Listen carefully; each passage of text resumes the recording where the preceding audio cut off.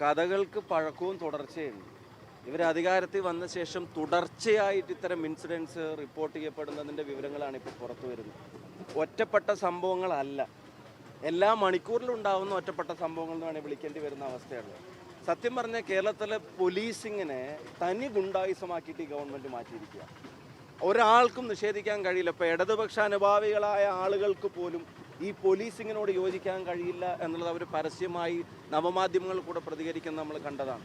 അത്ര ക്രൂരമായ മർദ്ദനങ്ങൾക്കാണ് നേതൃത്വം നൽകുന്നത്. നിയമം സമാധാനത്തോടെ നടപ്പിലാക്കാൻ ശ്രമിക്കുന്നവർക്കല്ല പോലീസിൽ പ്രാധാന്യം. ഇത്തരം ക്രിമിനലുകൾക്ക്, ഗുണ്ടകൾക്ക് വകുപ്പും അതിൻ്റെ തലപ്പത്തിരിക്കുന്ന മന്ത്രിയും കേരളത്തിൻ്റെ സർക്കാരും എല്ലാ ഒത്താശയും ചെയ്തു കൊടുക്കുക. ഗുണ്ടകളുടെ പ്രൊമോഷൻ ലിസ്റ്റിൽ ഒപ്പിടുന്നതാണ് മുഖ്യമന്ത്രിയുടെ ആഭ്യന്തര വകുപ്പിൽ എടുക്കുന്ന ഏറ്റവും പ്രധാനപ്പെട്ട ചുമതല. ഇപ്പം ഇവിടെ സൂചിപ്പിച്ച ദുൽക്കിഫലിൻ്റെ കാര്യം തന്നെ, ഗുണ്ടകൾക്ക് അടിക്കാൻ പോലീസ് പിടിച്ചു കൊടുക്കുക, പോലീസ് സാഹചര്യം ഒരുക്കി കൊടുക്കുക, എന്നിട്ടും അതിൽ നടപടി ഉണ്ടാവുന്നില്ല. അന്നിപ്പോൾ കെ രമ MLA അവിടെ അന്ന് കുത്തിയിരിക്കുന്ന ഉൾപ്പെടെ നമ്മൾ കണ്ടു. അപ്പം അതൊക്കെ ഉണ്ടായിട്ടും ഇതൊക്കെ ചെയ്യാതിരിക്കുന്നത് ഗുണ്ടായിസത്തിനുള്ള പിണറായി വിജയൻ്റെ സപ്പോർട്ടാണ്. പോലീസ് ഗുണ്ടായിസം പിണറായി വിജയൻ്റെ സപ്പോർട്ടിലാണ് വളരുന്നത്. കേരളത്തിൻ്റെ ആഭ്യന്തര വകുപ്പ് മന്ത്രി കൂടിയായ മുഖ്യമന്ത്രിയുടെ ഇന്നാക്ഷനിലാണ് ഈ ഗുണ്ടായിസം തഴച്ചു വളരുന്നത്.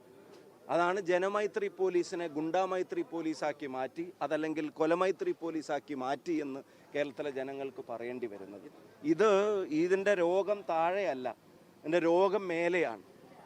മേലെയുള്ളവരുടെ ആറ്റിറ്റ്യൂഡാണ് താഴേക്ക് പടരുന്നത്. ഈ രോഗം താഴെ നിന്ന് മേലേക്ക് വന്നതല്ല, ഇത് മേലേന്ന് താഴേക്ക് പടരുന്ന രോഗമാണ്. ഇതിൻ്റെ വകുപ്പിൻ്റെ തലപ്പത്തിരിക്കുന്ന ആളുകളുടെ ആറ്റിറ്റ്യൂഡിൽ നിന്നാണ് ഇത് താഴോട്ട് പടരുന്നത്. അതുകൊണ്ട് അതിനെ നിലക്ക് നിർത്താൻ അവർ തയ്യാറായിട്ടില്ലെങ്കിൽ അവരെ നിലക്ക് നിർത്താൻ ജനങ്ങൾ തയ്യാറാകുമെന്നുള്ളതാണ് ഈ പ്രതിഷേധങ്ങൾ ഓർമ്മിപ്പിക്കുന്നത്. KPC കേരളത്തിലെ മുഴുവൻ പോലീസ് സ്റ്റേഷനുകളുടെ മുമ്പിലും ഇന്ന് പ്രതിഷേധിച്ചിട്ടുണ്ട്. ഈ വിഷയത്തിൽ ഇത് അവസാനത്തെ സമരമല്ല. സുജിത്തിനെ ക്രൂരമായി മർദ്ദിച്ചതിന് ഒരു ന്യായീകരണവും ഇനി പറയാനില്ലാത്ത ക്രൂരമർദ്ദനത്തിൻ്റെ ദൃശ്യങ്ങൾ പുറത്ത് വന്നിട്ട് അവരെ പിരിച്ചുവിടുന്നതിന് പകരം സസ്പെൻഷൻ കൊണ്ട് തൃപ്തരാവാൻ ഒരുക്കമല്ല. പിന്നെ പല ദൃശ്യങ്ങളും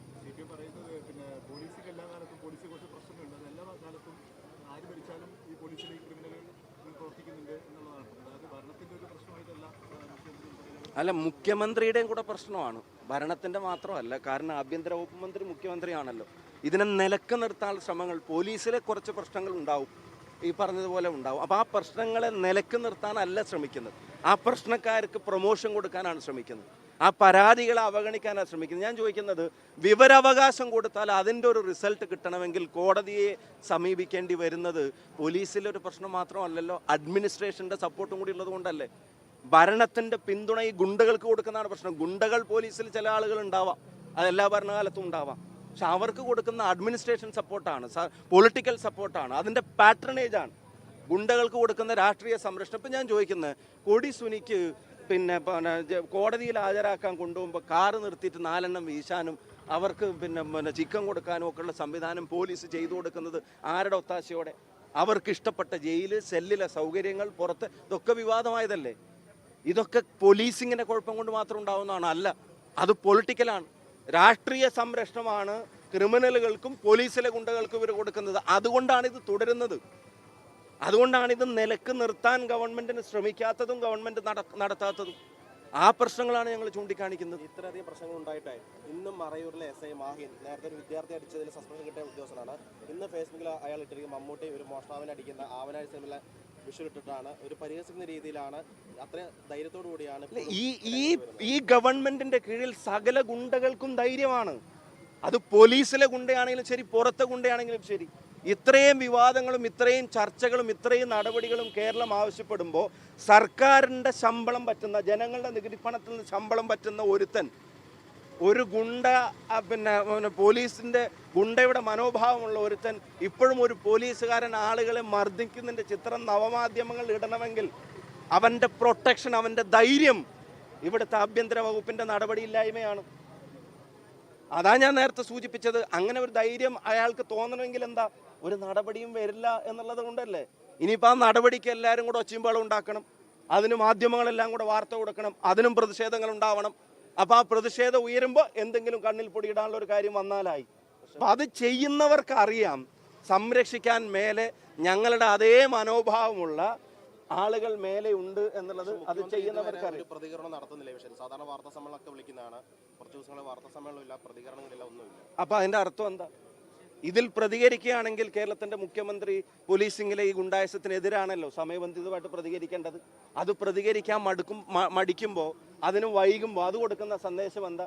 ഇതൊന്നും അത്ര വലിയ പ്രശ്നമായി താൻ കണക്കാക്കുന്നില്ല എന്നുള്ള സന്ദേശം പോലീസിലെ ഗുണ്ടകൾക്ക് കൊടുക്കാനല്ലേ മുഖ്യമന്ത്രി ശ്രമിക്കുന്നത്? എന്താ മുഖ്യമന്ത്രിക്ക് പ്രതികരിച്ച? അവരുടെ പൊളിറ്റിക്കൽ പാറ്റേണേജ് ഈ കാര്യത്തിൽ ഇല്ലെങ്കിൽ, ഈ ഗുണ്ടായസ് അനുവദിക്കില്ല എന്നുള്ളത് പറഞ്ഞാൽ എന്താ? അവരെ പിരിച്ചുവിടുമെന്ന് പറഞ്ഞാൽ എന്താ? അതെന്തിനാ വൈകിപ്പിക്കുന്നത്? അപ്പോൾ അതൊരു മെസ്സേജാണ്. ഞങ്ങൾ അത്ര സീരിയസ് ആയിട്ടൊന്നും എടുത്തിട്ടില്ല എന്ന് ഒരു മെസ്സേജ് ഈ പറയുന്ന ഗുണ്ടായിസം നടത്തുന്നവർക്ക് കൊടുക്കുക.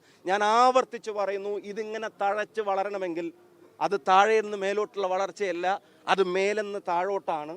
അവിടുത്തെ മനോഭാവമാണ് പോലീസിലേക്ക് പടരുന്നത്. ആ മനോഭാവമാണ് ഈ പറയുന്ന ഗുണ്ടകൾ, കാക്കിയണിഞ്ഞ ഗുണ്ടകൾ നടപ്പിലാക്കുന്നത്. അതിനെ നിലക്ക് നിർത്താനും നിയന്ത്രിക്കാനും ഉത്തരവാദിത്തപ്പെട്ടവരുടെ മൗനം, അതൊരു മൗന സമ്മതമാണ് ഈ ഗുണ്ടായിസത്തിന്. പക്ഷെ കേരളത്തിലെ ജനങ്ങൾ, കേരളത്തിലെ പ്രതിപക്ഷ പ്രസ്ഥാനങ്ങൾ, കോൺഗ്രസും UDF-ഉം അക്കാര്യത്തിൽ ഇനി മൗനമായിട്ടിരിക്കാൻ ഉദ്ദേശിക്കുന്നില്ല എന്നാണ് ഇന്ന് ഈ സമരങ്ങൾ തെളിയിക്കുന്നത്.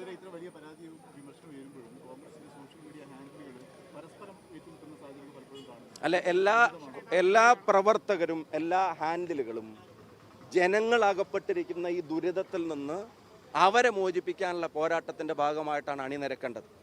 മറ്റൊരു അജണ്ടക്കും ആരും നിന്നു കൊടുക്കേണ്ടതില്ല, ആരും. കാരണം ജനങ്ങൾ ആഗ്രഹിക്കുന്നുണ്ട് ഇതിനൊരു അറുതി വരണമെന്ന്.